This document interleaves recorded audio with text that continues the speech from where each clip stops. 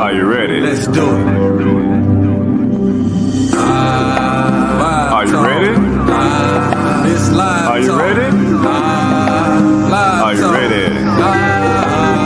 Yes, sir. Are you ready? Hey, all right. Greetings and welcome to Live Talk. I am your host, Arthur Jeremiah, alongside my co-host, the minister Samuel. Hey, and welcome back again to Live Talk. Looking forward to a lively show. And we had a spiritual ambassador, Zekiah. How you doing? Great. And All right. definitely looking forward to this. All right. So before we get into anything, let's go to our general statement and disclaimer.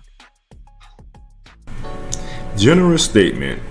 Live Talk is proudly powered by TBS Goodwill, Builders of the Highway Foundation, and Men of Purpose. Together, we're bringing about awareness to the everyday challenges facing individuals, communities, and our nation.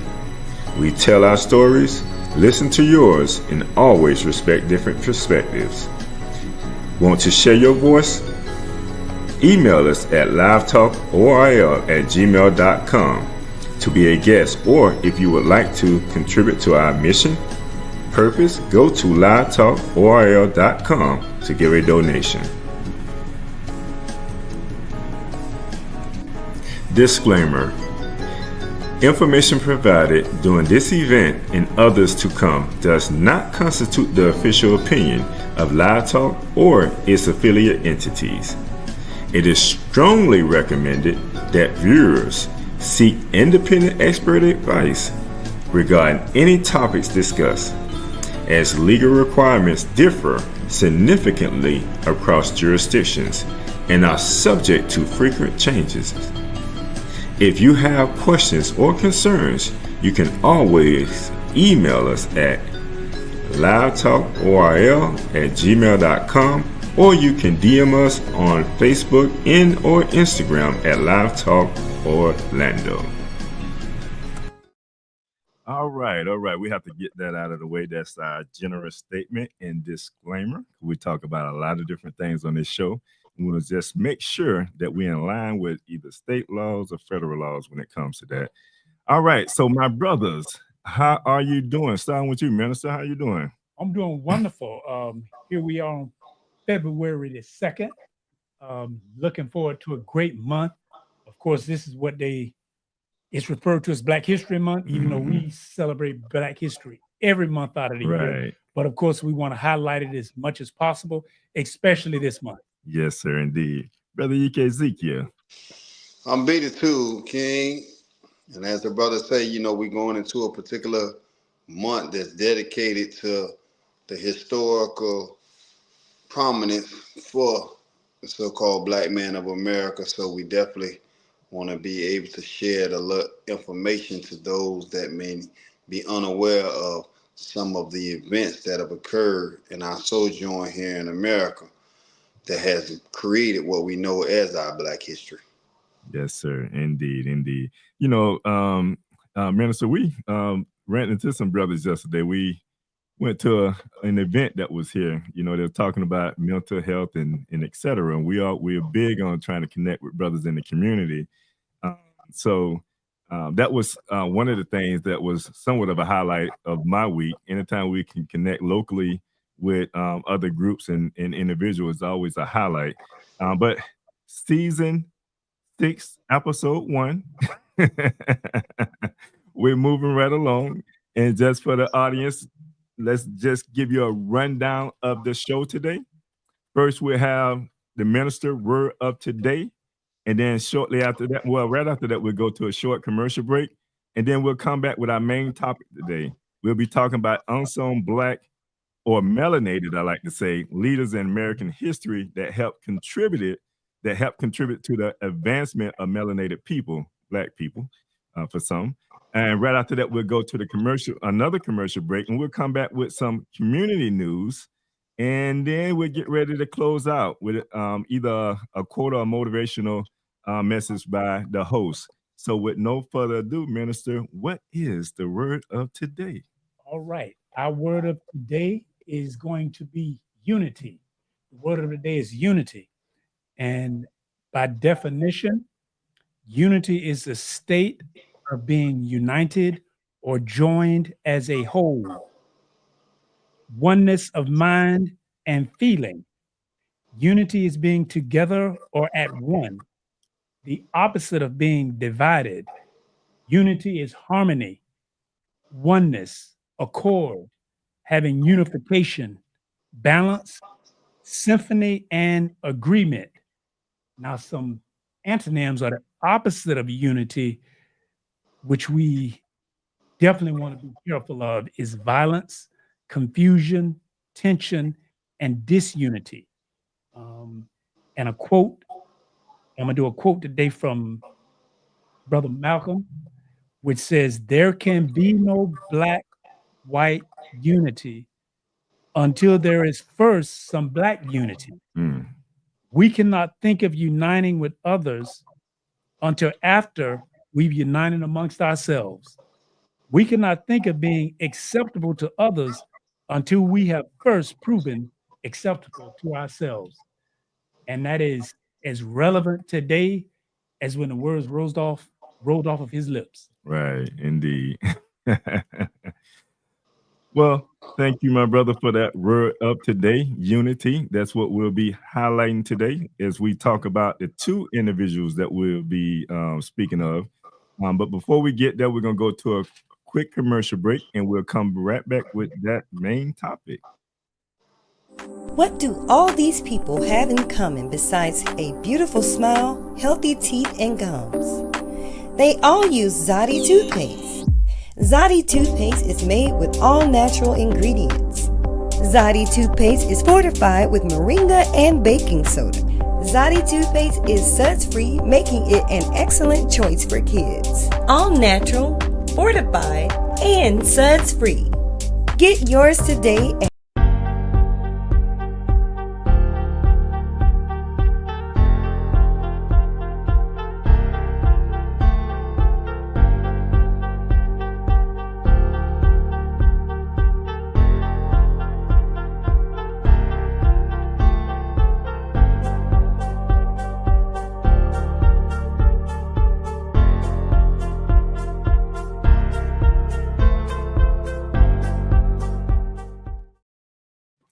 All right. Welcome back. And again, as we mentioned, we'll be talking about our main topic today will be the unsung black melanated leaders in our history. Two individuals that we'll be talking about today is Harry and Harriet Moore. They was two civil rights leaders before their time. But before we get into that, there's a short clip I want to play just to give the audience some context on what we'll be talking about today. Harry T. Moore was teaching blacks not to be afraid of the Jim Crow era. He knew he was going to ultimately pay a price, but he said freedom is never free. So on December 25th, 1951, it was Christmas. They celebrated like you and I, but the Klansmen was hiding in the grove, and they had to lay out to his house. They crawled under his house, 10:20 p.m., lit the dynamite, and they said that was the loudest bomb heard around the world. Freedom never dies, I say. Freedom never dies. Harry died that night, Harriet just 9 days later. Today, on that same land in Mims, stands an exact replica of their home, as well as a museum, all as a tribute to their sacrifice. It happened in Florida, in the land of flowers. It was on a Christmas night. This museum gives us an opportunity to become aware of the legacy and just how he has impacted lives today. We're standing on somebody's shoulders. There was people before us that fought with their life to pave the way for us. Look at America today. The changes would never have been made had Harry T. Moore not inspired and encouraged blacks back in those days to vote. No bomb can kill the dreams of old, for freedom never dies. All right. So today we're going to be talking about two unsung black couples. We didn't talk about two couples. We're going to talk about a couple, but there are two unsung heroes, and they have contributed contributed a lot to significantly Yes. to our advancement. But a lot of people don't know about them, because they was a decade before their time. We know about Martin, we know about Malcolm, Yep. we know about Angela Davis, we know about some of those. And then we're probably gonna be talking about Angela Davis because a lot of them probably don't know Yes. Angela Davis. But they was like, we're talking about Martin, that's like mid, 20th century. We're talking about 1960. But this brother and this sister was like 1920, just coming out, like barely coming out of the 19th century, Yes. So that's what we're going to be talking about today, as you have just seen.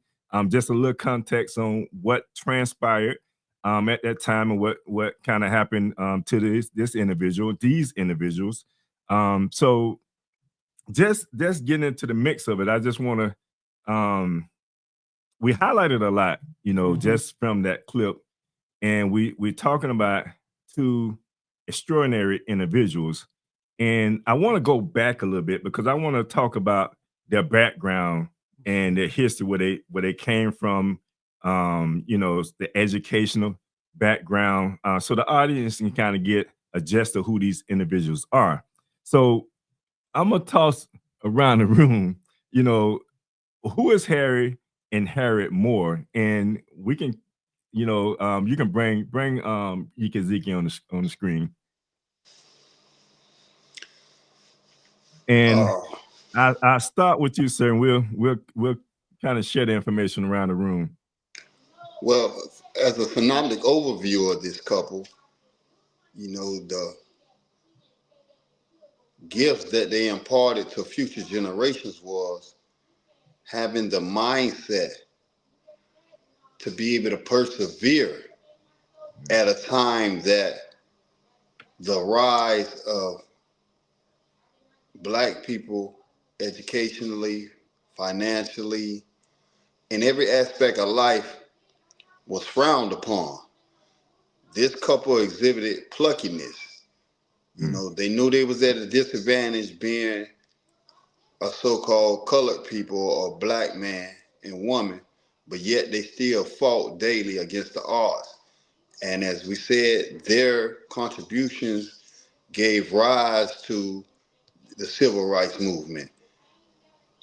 The things that they did helped advance the NAACP.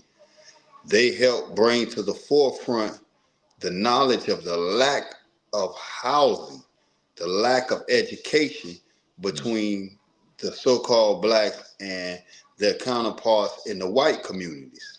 So what they was trying to do is help the Blacks see that, hey, you're coming out of a mindset that gave you inferiority. You don't have to stay there.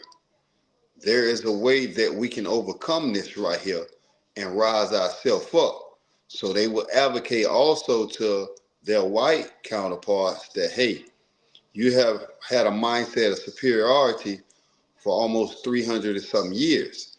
Now you need to start showing and living up to the creed that America is predicated upon, and give the resources to the so-called Black men to allow them to equal themselves up to you. And that is a tremendous job for anybody, especially at the time in the early 19th century with the racism that was rampant in America. So I give great kudos to this particular couple for being stout and being sedulous as far as the raising of their people. As the clip showed, Mr. Henry Moore gave his life to see that his people were able to advance and be in a better condition from what he could offer them. And that's all any of us should have the mindset to want to do, to better not only ourselves, but our future generations by arming them with the wisdom and knowledge that will allow them to go further than what the immediate or present circumstances and situations in which they find themselves in. and to show them it's no longer about you. You have to have a mindset that you're here to serve your people.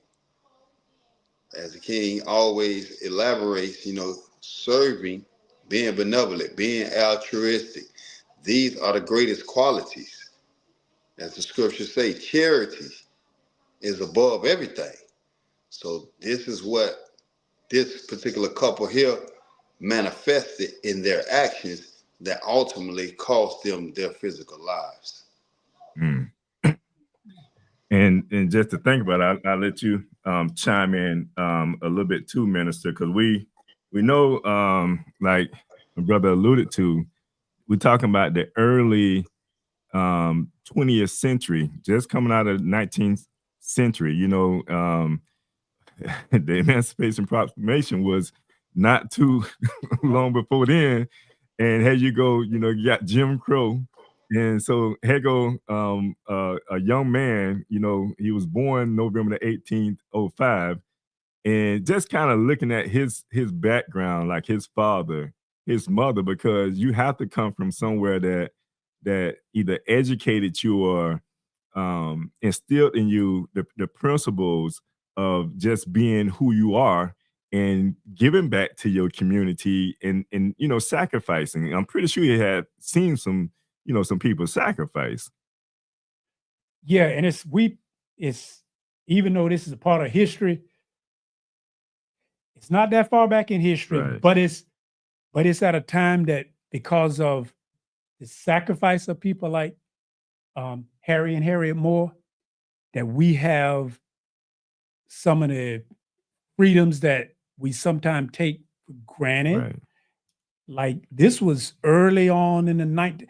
Like this is back in the 30s Mhm. when lynchings were common. Right. And to put it in a perspective, you would have police officers, government officials who were a part of the lynchings or open members of the Klan, Mhm. but you had to live and navigate. And here's Henry Moore, a young man, and he got Thurgood Marshall, who he wasn't a Supreme Justice, he was just an attorney to challenge that law. And it didn't get challenged, it didn't get beat then, but he laid the groundwork from it for the next time so that we actually could get the opportunity to vote Mhm. and make a difference. And that was one of the reasons he was so hated, because then once he got, that law changed that, okay, now that, Black people, you can actually vote and you can participate in what's going on locally. Now you would get representatives who was running against these who were pushing the Jim Crow. Now you get somebody who's against that to get elected because you got a whole group of Black people now that their voice mattered. Mhm. So he was hated for that. And he was threatened, countless times for that. Like him and his wife were teachers. They were educators. So they were educated and had a background. But because of their outspokenness on what was going on, they both lost their jobs. Mhm. So that's their livelihood. And this happened right in Brevard County. Okay, they didn't give them their jobs. And the only reason they lost their jobs was because he was outspoken and saying, we need to make some changes, and then start making the changes. But because of that, he lost his job. Right. Both he and his wife. Right. I mean, it was good that there was they was putting certain things in place, the NAACP, and choosing him at that time. And I just have to, when I see someone that makes such sacrifice like this, I try to look back at their background. Who was their father? Who was their mother? Like what they were sharing with him at this time. And his father was he owned his own store just outside of where they stayed at. And then later on had some health issues. His name was Johnny. His mother name was Rosa. But when he was only about, I think about 14, that's when, because they was raised in Houston, Florida. Anybody know of Houston, Florida? You know about Houston, Florida? Is there still a place called Houston, Florida? See, I know later he went to stay in Jacksonville. He was raised Yeah. with his aunts, but the Houston, I'd have to do some research because So I don't he know was if it still born exists. in Houston, Florida, but he, like you Okay. said, he was sent away to stay with his aunts around that time in Jacksonville. That's when he began his education and learning the things that he learned. But and I would say, man, it's we can't thank our women enough, man, coming through the struggle and how much they have given to us, even as young men, the nurturing that was needed. And I think he got a lot of that nurturing from his aunts to be able to make sure that he was educated as he was. But I'm pretty sure any Black person at that time seen the discrimination that was going on, with us in this country. So it just compels you at that time to say, you know what, I need to do something. If I can do anything, I need to do something. And I think the biggest thing with Harriet, which I'm not Harriet, but with Henry, running into Harriet, when you're saying that like both of them was educators, Yep. That's how they met, through education. Yep. So let's you want to go a little bit into that? Let's see. Because one of the things, like when we think about like Harriet, from his birth to his, demise, from November the 18th, 05 until December the 25th, 1951, there was a certain, commitment that he held himself to. And that was to make sure that he was a voice for the voiceless. And at that particular time, that's why I say he was a decade, him and his wife was a decade before their time, because a decade, maybe 2 decades. Let me see, the 20s, almost. The 40s, when 30s, 40s, when it was really active, what they were doing. Because he died in the early 50s. Mm-hmm. And that's almost 20 years before the civil rights movement got really going. And you don't hear about them like you hear about others, and just being, and I don't want to speed this and go too fast, because I want the audience to kind of know who these individuals are, kind of know their background, kind of know what it was about, what pushed them into doing the things that they are doing, which I said, earlier, it's like, anytime you can see injustice, especially among someone that looks like you, it's just going to compel you to say something or want to do something about it, I see what I can say, like I know about their background. His aunts that raised him they were teachers. So he was pushed to be an educator, and he met his wife, who's a teacher, but I think she was selling insurance at the time. So they were, at the time, they were educated Black men and women, and they came together with that love of education and began teaching, because I think he was teaching like the 4th grade. But they were outspoken about what was going on, and being outspoken is what made them a target. Because they not only were teachers, but it's like when they saw this injustice, they spoke out about it. And not to move too quick, but it's like that the situation, which was the catalyst, I think, was about, them Groveland Florida boys who were falsely accused of rape. And they were very outspoken about that. Right. Which I know all the research and the investigations, even though it took them decades to do it, about the Ku Klux Klan and the ones who did it, they were really upset about what they were doing and the way they outspoke, because you were basically supposed to stay in line. Right. And they weren't about staying in line. They were standing up about, no, we got to do what's right. If you do something that's wrong, you need to be held accountable. Right. And that's what kind of got the targets put on them. Yeah. And at that time, I think the NAACP, they opened up a chapter here in Florida, because he did much of his work here in Florida And I don't want to shy away. I want to bring Yiki Zika back on the screen because I want you to be in the midst of this as well. But they did a lot of their work here in Florida. Being Floridians, Harriet was born in West Palm Beach, Florida. She was born. Actually, she was older than him, like a few years older than Couple she years was. older. Yeah, she was born 1902. And she, like you said, you alluded to, she was an educator at that time, and they met each other going in, and these were, and that's why I kind of went back on their background.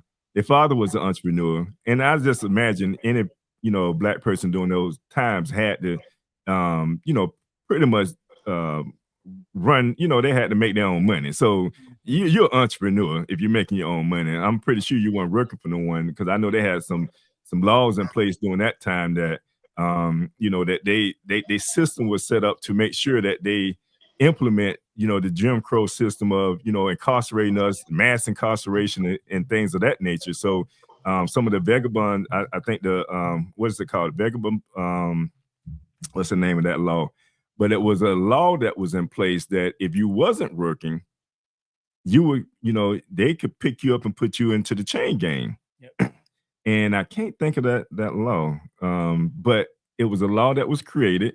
And is anybody that's out there that's listening in, that if you're on YouTube, Facebook, you can always chat in. If it's on the tip of your tongue, you can always chime in by just sending us that chat. But you can see, I want to kind of turn it to your way. And The law is called the vacancy law. vacancy law. And Appreciate it, sir. they had a vacancy law, they had a loitering law, Mm-hmm. and those laws were allowed to snatch black men off the streets, because you have to think about the atmosphere that was created. You release a people from over 300 and some years of physical servitude, and you don't give them anything. This is why one of the senators, or numerous of them, was like, hey, in order for these people to become self-sufficient and independent, we need to supply them with 40 acres and a mule. Give them the resources that's needed to be able to provide for themselves. But when that didn't take place, especially amongst the South mindset that was getting all their wealth from our physical labor, they altered that. And this is when the Jim Crow laws were beginning to get implemented. And the vagrancy law was huge because they knew we didn't have nowhere to live. We lived on the plantations. Now that you're no longer on the plantation, you skillless, you jobless, you homeless. So it's going to be easy for them to come scoop you up and put you in the chain gang, which became the new plantation. So, the new Jim Crow laws in our time is the birth from the old Jim Crow laws. So with Mr. Henry and his wife, again, standing up in the midst of this type of oppressive society, shows that whatever was ingrained in them, especially Mr. Henry from his aunts that he dwelt with down here in the South, especially up in Jacksonville, because he spent his most informative years up there. So whatever experiences that he had to go through, that what created that stoutness in his heart to say, yeah, I need to be able to change this. I don't like what I'm seeing, or I don't like what's occurring to me. So I have to do my part. And he, being raised by educators, understood that the key to any people becoming free is wisdom. So he was able to begin to set himself on a path to where he self-educated himself. He became autodidactic, and then he began to express that to the masses of people that he encountered, because that was the goal now, to get the people to go from a mindset of ignorance to being conscious and wise in every aspect of life. And then for him to be able to gravitate and then eventually meet his counterpart at one of those teachers' conventions, and then they became, or they had the ability to double their power. because she was on the same thing that he was on. And now they begin to multiply. And it went from those two mindsets, and they begin to give birth to their consciousness and everybody they came in contact with. Because it was showed that he was educating the people as far as voting. He was educating the people as far as arts, the things that he had a skill or a talent for, he was passing that on. And you doing that in an atmosphere where the Klan or just racist America was looking at you and watching you and saying, well, okay, we have a man here who's beginning to take food out of our mouths because of what he's advocating and what he's championing to his people. It will begin to short circuit our economics. And we know that anybody that has a vested interest in a profit, if somebody comes up against that right there, their job is going to be to move you out of the way because you're affecting the bottom line now. And that has always been America's greatest fear at that time, that the people will raise up and become conscious and self-sufficient, whereas they have for over 3 centuries made a living off of your labor. Now you're beginning to make a living off of your own labor. And if I'm out front as the one that's promoting this right here, then we know history has shown us that if you kill the head, the body gonna follow. So anybody that has the ability to be able to influence any group of people to go against a system that has already been established and that others are benefiting from, then you have set yourself up for a war. And unfortunately, the Moors didn't have the resources to win this war. You know, throughout their life, they created and they won many battles. And as we can see, their legacy was cemented from their actions to where now, years later, people are still able to piggyback off of them and put themselves in a better position, or if nothing else, looking at their life, use that as inspiration or motivation to better themselves and their people's condition, because their life was all about sacrifice. It wasn't, okay, we educators, all we got to focus on is our family. No, they understood it's all about the people. So let's get the community together. Once we get the community on point, then we can get the county on point. We get the county on point, we get the state on point. We get the state on point, we get the nation on point. That was their objective. And for them to be able to fight against the odds that they fight, you know, it's just supremely heroic to me for you to even stand up in the face of those odds right there. You know, it's like the biblical story that reminds me of the children of Israel. When Goliath would come out, the children of Israel would just sit there and murmur and whine among themselves, but nobody stepped forward to go free the people from the Philistines. So these Moors, they had no problem saying, okay, we see Goliath, let's go fight. And they went out there in the battlefield. And like I say, they won a few battles, but they eventually lost the physical war. But the mental war, they won, because here we are some decades later still speaking about their legacy. So they have become immortal in the minds of the people that are conscious of them. And by us now bringing this information to the masses of people, it's just expanding their immortality. So that's what their ultimate sacrifice has led to. Yeah, like, and it was said, and I think you mentioned that earlier, because what the NAACP doing, they were up north, but Harry Moore and his wife were the ones who started it here in Florida, and they made major leaps and bounds with what they did here in Florida. And it was making changes, not just in like starting in South Florida, Central Florida, but throughout the whole state. It was making major changes because they were standing up to that Goliath. And like that vagrancy law, it's a good point you bring that up, because it was the sheriff, Willis McCall, because they were in Mims. For those, we here in Orlando, Mims is literally in our back door. Right. And this particular sheriff was known for using that law to get black men on these small and trumped up charges and put them into the prison system. And now they became indentured service of slaves. Mm-hmm. And he would turn them over to these plantations, and they made money off their slavery because you couldn't legally do slavery. But once he put them in jail, now they could put them right back in slavery. So he was putting them in, and then he was getting kickbacks, and that was big. And Harry Moore was like, "No, you can't do that's wrong," and he shined a light on that. And see, that was that David against Goliath. And that was the reason that that was one of many, Right. because he directly stood up to him. Right. Even because a lot of people were fearful of that. But it was like, he said, hey, if I have to lay down my life, this is, freedom is worth that. Mm-hmm. And that was one of the direct adversaries of him.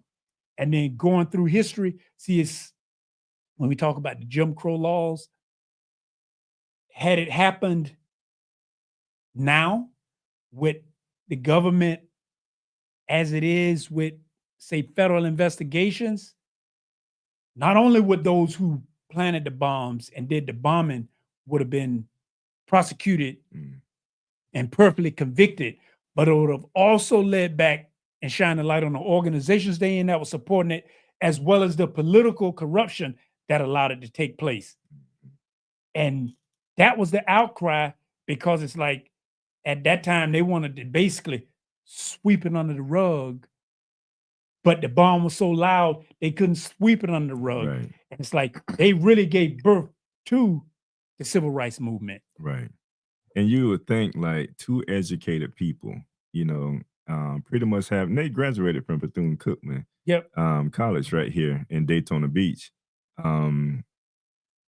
Educated individuals, you would think that they know they're dealing with a bestial system in individuals, that there are going to be some backlash that comes back at them. And just knowing their nature as a people and how they have, what they have done to our people, you would think they would just mind their business. We got too many of us that, we feel like it don't affect us. So let me just mind my business. But it comes right back around to, like, if like Martin Luther King said, injustice, anywhere is injustice everywhere. So we have to be mindful of that when it comes to injustice. Like, if there's an injustice that we see and we think that we are exempt from it, especially if it's done to those that got the same complexion that we do, we just have to be mindful that that can come right back around and knock right at your door. So we have to stand up when we have the resources, and the resources that they had. They may not have had manpower or some of the other stuff, but the resource that they had was education.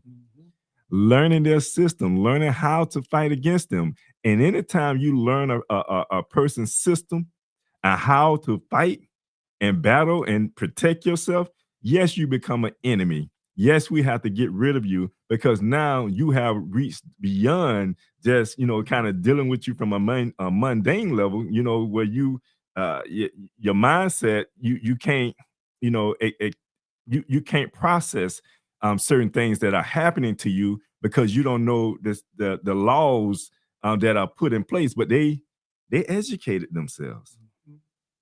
Because see, there's federal tax dollars based on census records, based on geographics.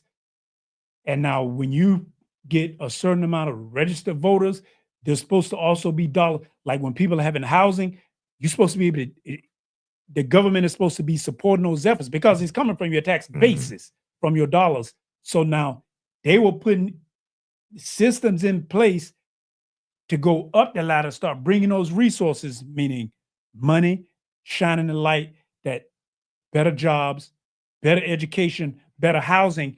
And that was benefiting us as a people. But it took some work and a process to do it, but they did the work. Right. which leads to their, we're talking somewhat about their mission and their commitment. But when it comes to their mission, I want to talk a little bit about how they got into this, because just from the probably the small things that they was doing, there was a light that shined on them from the NAACP, which then gave them their own chapter here in Florida. What kind of led up to that? Can we share something on what kind of led up to that point? Because this, the NAACP was huge during that time. And but it wasn't as huge in Florida. It wasn't that big in Florida, but nationwide it was. Yeah. But they made it big in Florida. Right. And this was still one of them. People think of Alabama, Mississippi, and we know how deep South and racist it was. But Florida was right there. You got Alabama, Mississippi, Florida. Right. And it's like, I want to say the numbers they took it from like somewhere 3 to 6%. And they took that voting block up to somewhere like 36%. And that made a difference. That made a major difference, which is why the NAACP paid attention and said, okay, with the work that they're doing, we need to bring them on board at a much higher level, because they doing serious numbers and they making a difference in Florida. So it said Harry and Harriet were eventually, and you alluded to this, fired from their teaching jobs because of their activism. Yeah. At which point Harry became a paid NAACP organizer. Yeah. Eventually, Harry was appointed executive secretary for the Florida NAACP. During his tenure at the helm of the Florida branch, statewide membership grew to a peak of 10,000 members in 63 branches. Yep. And that was making differences in counties all throughout Florida. That's amazing. To be able to have the ability to go out in communities at that time frame, like I say, in Florida, one of the most oppressive states ever as far as with the slave mentality. And for him to be able, and her, to go out and proselytize to the masses of people the importance of voting, the importance of education, and to be able to recruit a following like that is just a tremendous showing of his character, because they say he wasn't a charismatic or a great public speaker. He didn't have that skill set. And most teachers don't have that skill set. They're great at teaching, but not in the arena of public speaking. So for him to go out, teaching takes a little more time. He didn't have what they call today the elevator pitch to be able to quickly give them his blueprint and make them want to join on. So for him to be able to get them to come to a place to where they would sit down and listen to him and allow him to teach them the virtues of voting, the virtues of getting the right type of education, the virtues of creating a community. As I read earlier about the mindset that Malcolm X had, that, hey, unity starts at home. We have to have the mindset that this is our community, so we have to police our community. We have to feed our community.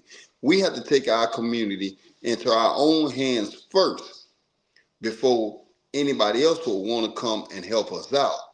So for him to be able to do that and to begin to just look at it, him and her started, and with both of them going out and explicating the precepts that govern the NAACP and which would allow the community to rise, they begin to multiply. They wouldn't add followers, they was multiplying. And anybody knows dealing with currency, I'd rather multiply my money than add to my money. Mm. So that's what he was able to do, and that's why he grew at such a fast pace, because of his ability to get the minds to be able to understand that this is much needed, and this is a way out of our condition. You have to vote, because the people that's being placed into these offices, as I said, are the ones that will make the laws that determine whether your community gets street lights, the potholes fixed, adequate housing, water plants to make sure you got clean water. So that's how you go from being a voiceless people to a people that have a voice.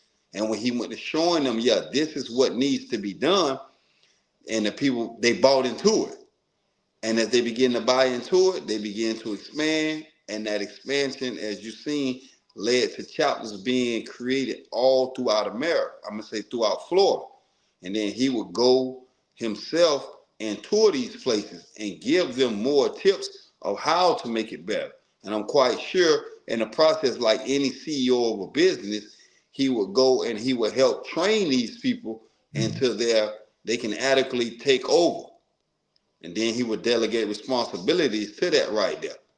And this is why, as I said, the NAACP seen the great works that this man was doing and began to move resources in his directions, because they seen that, hey, with the right tools, there's maybe no limit to what this man can accomplish. But on the flip side of that, his enemies are also watching.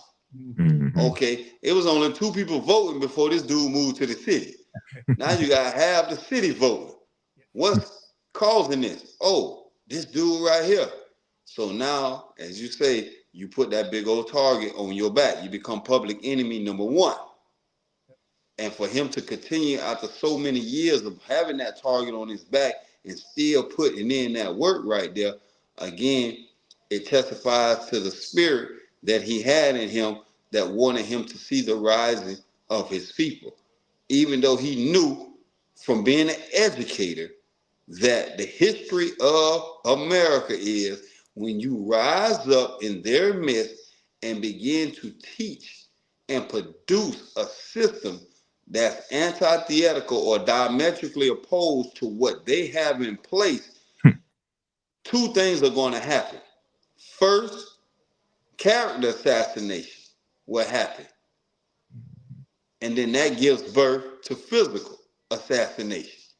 So there's no doubt in my mind that any of these civil rights leaders that had any reading ability had already knew the moment I signed up for this mission, there was going to be a duality. 1, I was going to be able to raise my people up. But 2, the greatest chance is it's going to cost me my physical life, because this is the MO of the enemy that you're fighting. So for you to even take that on and begin to continue to fight is something that our generation and those that come after us can use as a stepping stone to motivate themselves to continue and stay persevering toward the goal. Because that brother and his wife, you know, as I said earlier, they are superheroes. Yeah. To be able to fight the fight that they fought and create the legacy that they had, because you don't get that. You have numerous of people dying daily in America, and the history books know nothing about them. Right. So for us to be speaking about these people years and years later is a testament that they did a great work. Indeed. And I heard you say something, and it was funny that you said it, because one of his main quotes that he was talking to when he was talking to people, especially the NAACP, was that a voteless citizen is a voiceless citizen. Mm. And then he got him to have a voice. And like big things, he was big on like teacher pay. Black teachers should be getting better pay. And he was making that stuff actually happen through the NAACP, getting the people in offices. Even though he lost his job, he was advocating that Black teachers should be getting more money and getting them more money. And it's like, because he worked for years for the NAACP for no money. Mm. But then, like you say, when they saw it, he was able to get a full-time paid position, especially after losing his job. Right. But yet he's getting other teachers to get paid for their jobs. Ain't that so? It said by the time of their death, Florida had the highest number of registered Black voters, far more than any other Southern state. Ain't that something? That's a major hurdle. Right. We're gonna get into a little bit how they died, but I want to show a clip where we went to the museum, myself, MOP, when we took the youth here to the museum, because we still need to highlight these individuals and then find out more about them. They do have a museum. Let's show that clip.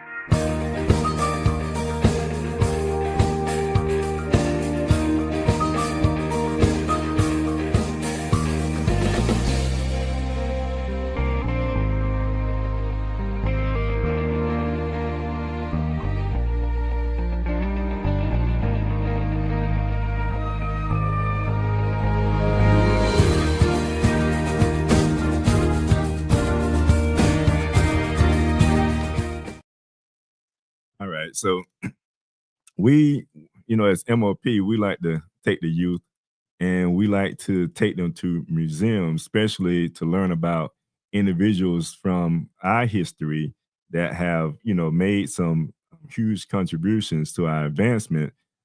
Individuals that they don't hear about in the public school system because I've been in the public school system all my life.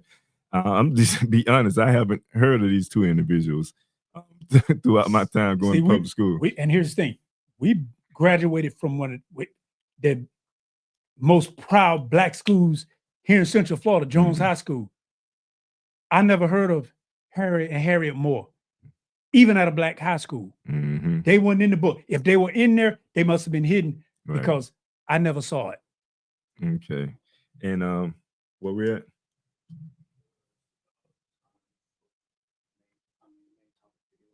Okay. Well, can we go into a little bit on how they passed? Do we have a little bit of time for that? We don't?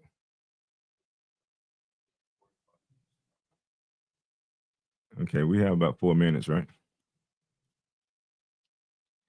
Give us 4 minutes. So we're gonna talk. We got 4 minutes on this topic before we get into our next segment.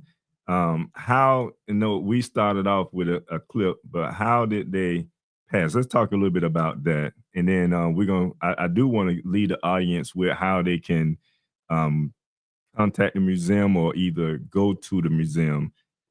Can we put that also? Can we run that website link on so that we have that? So at the bottom of your screen, you're gonna see a link to their website, to that page. The replica is a replica of their home that was blowed up in Brevard County. Brevard County, Yeah. yes, sir. And they have a whole setup there.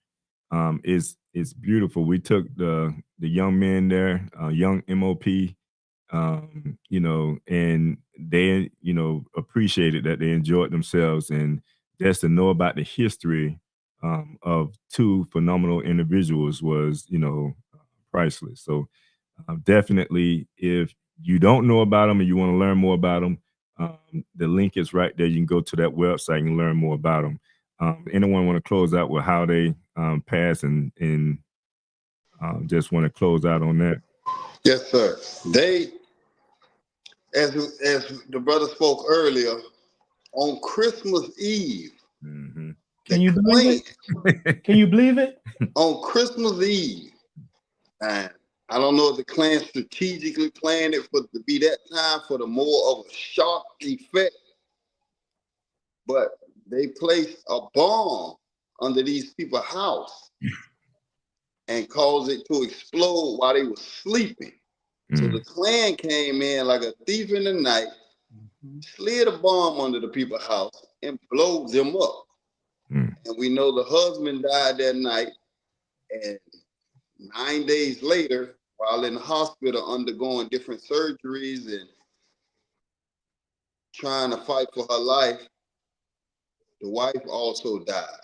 So this prominent couple that was doing great things in the advancement of the so-called black men of America, their life tragically came to an end, and so many others, due to the Klan bombing of their house. And like I said, around Christmas time. Yeah, on Christmas night, it's like Christmas Eve. Wow. For you to say a Christian nation, for you to do something that horrendous, that cowardly, to do something that cowardly on your so-called holiest day or holiest night of the year shows you totally opposite to the values that you push out there. Right. No, that's and the crazy thing about it, he like you said, he passed away. His wife probably could have been saved if she was able to go to a hospital right there locally, because they didn't accept black in that hospital. They had to take her way to Sanford, all the way to Sanford to a black hospital for her to get treated, attended to, and that cost her life at that particular time. But it's just something that we was dealing with at that time. But great points, man. Around your holy day, you commit a devious crime like this here. Yep. Which means you don't hold none of those principles to heart. Right. That's just lip service. Right. Just lip service. You don't believe in any of that. Indeed. All right. So we'll go to a commercial break and we'll try to come back with some community news. Because Scott & Associates always treats me like family, I refer my family to them. So when preparing for my taxes and I know exactly what to bring in coming in, it makes the process so much easier. Anyone should hire Scott & Associates because they are professional, respectful, and very knowledgeable. And with all of my heart, I can always count on them.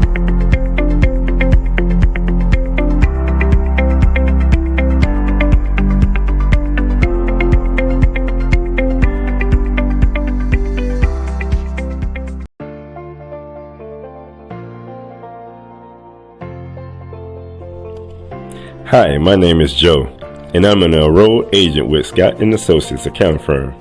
As you can see, we work diligently for our clients, making sure that all of their tax and accounting needs are met. Come take a walk with me. At Scott & Associates, we pride ourselves in providing exceptional service to our clients. We firmly stand behind all of the work that we do.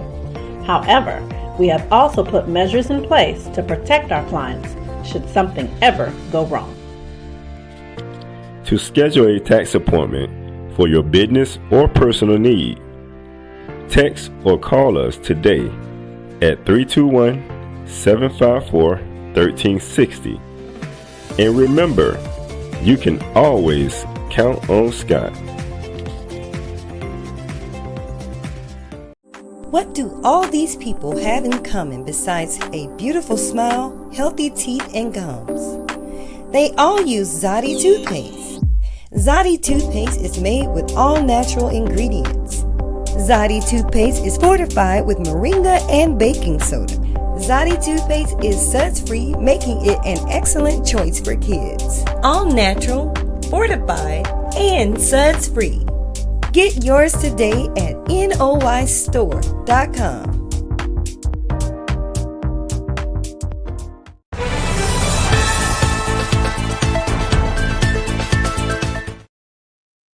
All right. So right now we have community news, and we'll be joined today by our favorite person, Miss Finance Pro. What you have for us today, Miss Finance Pro?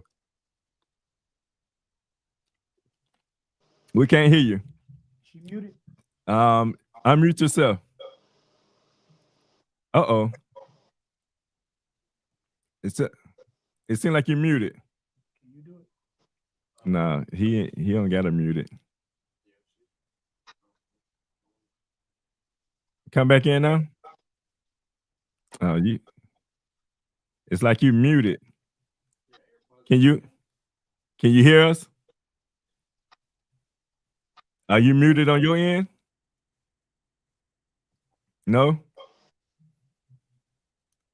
Okay, Honestly saying she can hear us, but we can't hear No, her. I see that she has a mute on her phone though. But I don't see. Go where it say mute at and see if we can get her. See how her phone is mute. No, go up there to her tab. Hit it. Yeah, let's see what happens. Now do it again. No, I still can't hear you. Yeah, that's odd. Having a little technical challenge here. Yeah, we have some technical difficulties right now. And she probably gonna pull out and come back in. One of the things, and I know she's gonna get into it, and it was centered around the DEI. We have heard greatly about that as of late, with the new administration, and I mean it's been happening before the new administration, but it has been. It says mic is working. There we go. There you go. There, There goes Miss okay, Shannon. perfect. When in doubt, just come on back in. There you go. Technology. Perfect. Well, it's a pleasure, as always, to join in on the conversation and to give some world news. Of course, I want to say Happy Black History Month to all the listeners and to those of you in the studio, as it is officially February. Indeed. And reflecting on that, and is my sound coming in okay? We can hear you. Okay, perfect. Reflecting in on that, we know that the month of January, when it comes to world news, instead of discussing what did happen, it's almost best to say what didn't happen.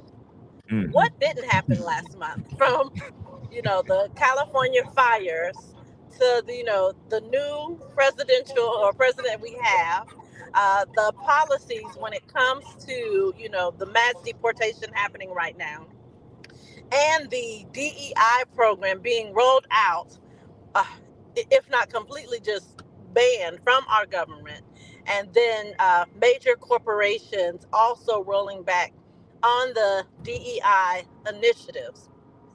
It seems like if there was a word I can give those within our community, that word would be tired.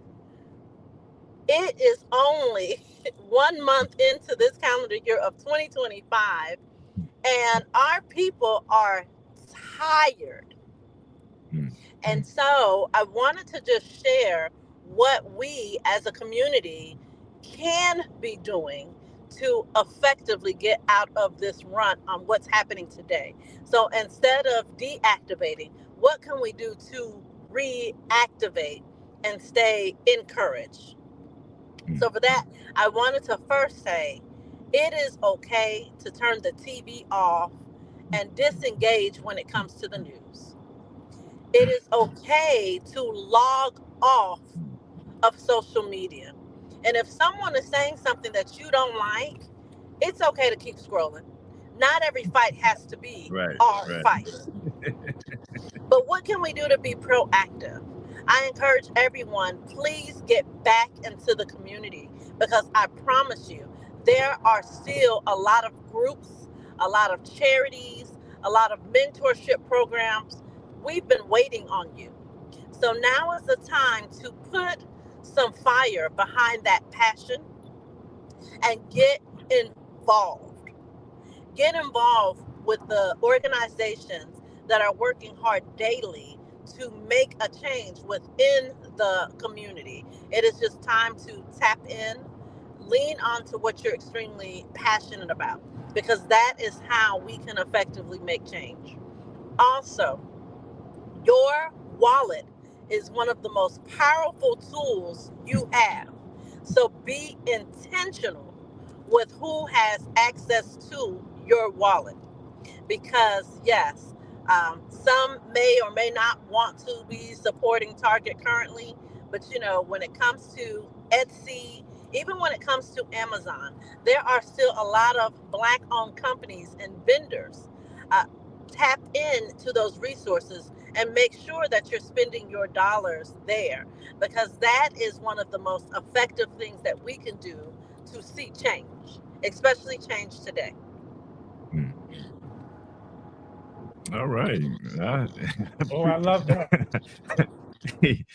we love your perspective when you come on. You always bring us some good stuff that we can use. And we see that Yes, you because what sometimes it's about action instead of reaction. right. We have to eh, be proactive, and we always think about, when something happens, we react to it, like you said, but we have to be Right. proactive. And that goes back to you and I going to the event yesterday with the men group, Yeah, man. and we have to come together as a unit. We're talking about unity. That was the word of today. We have to come together as a unit in order to accomplish some of the goals that accomplish some of the tasks that we need to accomplish in order to meet the goals that we have set for ourselves. So I love it. I love it when you come on and give us all these gems. That was It is perfect. always a pleasure to join the conversation. About who's have access to your wallet. We have to be very conscious of that, because one of the topics at that men's meeting was invested in yourself. Who has access to your wallet? We are fully in control of that, and we Right. don't realize the power that we have by where we spend our dollars. And I know Yes. people are talking about boycotting, but it's like, don't be emotional, Right. be intellectual. Right. Like Yes. a lot of people are targeting Target. I don't have any stock in Target. I don't have any stock in Walmart. So I talk about both of them, but a lot of them are doing it. But the unfortunate part and the reality is there are Black businesses who are in Target and they in Walmart. So you have to be conscious that, okay, so where you go spend that dollar? You can go in Walmart, you go in Target, buy a Black product, and walk out if you choose. Or if you choose not to support them at all, who's got access to your wallet? If you go and support a Black business, that's who you get an access. But it don't make sense to be angry and then give somebody else access to your wallet, and then you got a problem with the person you just gave the money to that's oppressing you. Right. No, that's real. We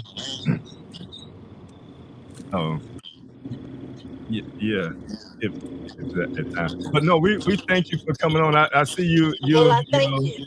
yeah. Yes, And so we multitasking. And I was going to yeah. just add into my brother that you're absolutely right. And we are so focused on the names that we do know.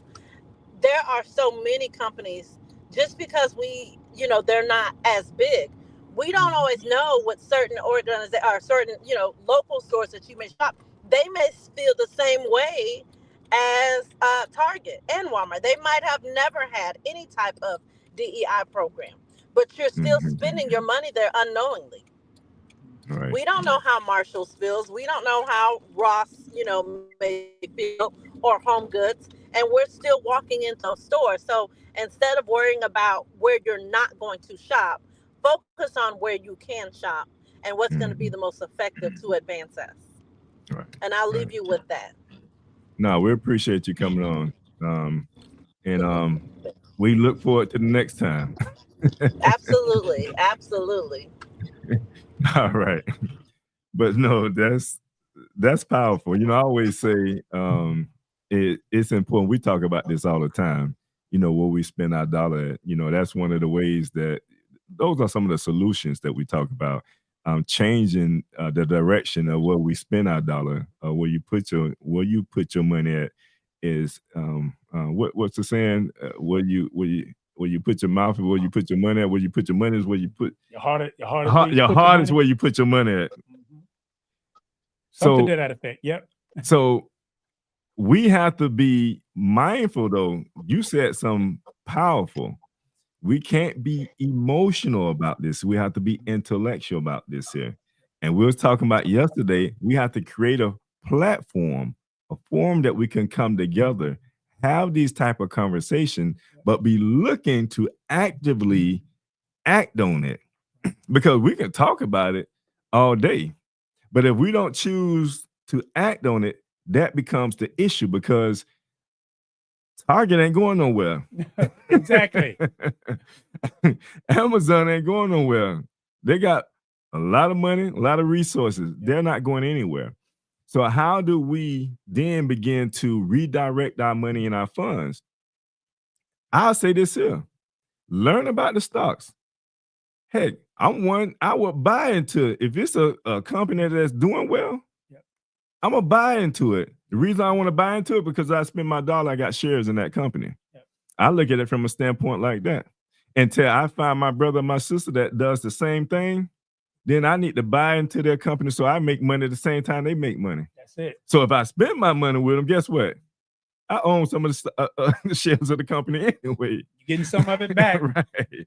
So I look at it from that standpoint because we can talk about it, but sometimes being about it is difficult because you have very little choices out there when it comes to spending your money or buying some of the products that you want to buy. Right. I went to an all black, like some of the products that they have in Target. I went to their website. They have websites. Like for some of the products that they sell, they have actual website, but they know that most people shop either through a name brand like Target or through Amazon. Right. So of course they're gonna put their products in some of these places, but they have their own website. Direct website that you can go to and spend your money at. But a lot of people don't look into that. That because we get emotional. Right. And that's where it's like I heard, if you didn't say it, Ms. Finance Pro said, it's okay to deplug from the news. It's okay to deplug from social media. Or if you're going to do it, don't search YouTube or these sites looking for craziness. Search for that product that you want to spend your money and go buy it. Right. And now you supporting the black business direct because they're going to make more money when you buy from them directly than they will from you getting it from Walmart, Target, or Amazon. Right. And all of them have created these platforms that people can put their products there because they know they're a name brand. And most people are going to go there shopping and they're going to see that product and they're going to purchase that product through them. But you take away from that, you take away from the manufacturer that manufactured the product when you purchase it through them, although you're supporting them.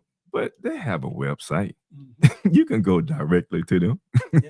Believe me, they won't be connected with some of these large name brands if they didn't have their stuff together. Right. You have to have your stuff together to be connected to some of these large name brands. And see, some of the DEI initiatives would have been there to help some of these. And some of them might be savvy, got their business plan together, got their finances right, and may didn't have enough to go nationwide. They might have been geographically regional, and now that they become national. So they pulling it back because they see they're going national. But if we support them, they can stay that way. Right. And that's what it's all about. And I know we're kind of coming up on time. I do want to give. I know I kept Yiki Zika. I ain't let you chime in, my brother. Well, we already know there could be no black power without green power. There you go. So, we've already expounded that every community spends their money within themselves to prosper themselves. So we have to begin to promote the mindset that we need to shop among ourselves. So if these big companies that are not willing to put back into our communities, then they're parasites. They're only extracting from us. And we know physically nobody wants to have a parasite that's taken from them because eventually it's going to lead to their demise. So only spend your money where it'll be a symbiotic relationship that benefits both the manufacturer as well as the consumer. So that's what we have to begin to develop the mentality of doing, because that's the only way we're going to be able to rise. Once the communities begin to become economically free, then and only then will we be able to prosper in a direction and be able to control where our communities go, because we have the finances to make it a reality. So whatever vision that we set, we got the finances that'll be able to create the resources that's needed to bring it into a tangible form. So we have to support our own. Charity begins at home. And that's the one aspect that we seem not to grasp. Indeed. And that's why we got to bring that one home. We got to understand Black history every month. Not this is the beginning, but we have to practice it every month. We have to sound the trumpet every month. Mm-hmm. It's Black History Month. Right. That's what that means. Spending within yourself and your community every month, and we can make the change. Right, right. We look at Black history, 365, so we don't just look at it now, but it's a start. It's a start. And we have to be mindful of, the actions that we take behind making our community better. So definitely, if you haven't, begin to change the direction of where you're spending your money at, and then take into consideration the choices you make when it comes to boycotting certain products or brands, understanding that they ain't going nowhere, but we have to then become what they call it, industrious enough that we can build our own. Well, it's getting to that time, so I'm gonna toss it around the room as far as close out in the last words. I'll start with you, Ezekiel. You want any last words? Yes, sir. Again, this is Black History Month, so we need to become conscious of our part into propelling our history into a daily basis. So as we cover, spend your money with your own people first and foremost. Secondly, continue to inspire yourself to look into unsung heroes, like who we spoke about today, the Moors. Right, indeed. Yeah, and since we were talking about unity and spending amongst ourselves, this is a perfect opportunity to start that off. And I like that catchphrase that we can talk about. It sounds good. Who has access to your wallet? That's one we can remember. Before you get ready to spend, who has access to your wallet? Right. Let's make sure we're spending those dollars wisely. Right, indeed. And I'll leave us with this. I'm gonna go into the scriptures a little bit. Ecclesiastes 4, 9 and 10. It say, 2 are better than one because they have a good reward for their labor. If either of them falls down, one can help the other up. But pity anyone who falls and has no one to help them up. So it's important that we understand unity and that we can accomplish anything that we seek to accomplish as one. But if you choose, this society teaches us, me, myself, and I, and you can try to accomplish things by yourself. But the scriptures say, pity to anyone who falls and has no one to lift them up. Because see, we have seen with our actors, we have seen with our entertainers, we have one right now that's then failed. And no one's there. Seem to be standing alone. Right. No one there to pick them up. So just be mindful of that. Commit yourself to your community, to the things that are going on in your community. I guarantee you 2025 will be a better year for us. And I have to say, from the host, Peace and Prosperity, and from Live Talk, we are out. Thank you for watching Live Talk. You can follow us on Facebook, Instagram, and YouTube at Live Talk Orlando. Please subscribe to our YouTube channel. Hit on the notification button so that you can see more videos like this. You want to join the show? Email us at livetalkorl@gmail.com. You can also follow the host on Facebook and Instagram at Arthur Jeremiah. And visit the website, thenoystore.com, to pick up your copy of The Spiritual Significance of a Name.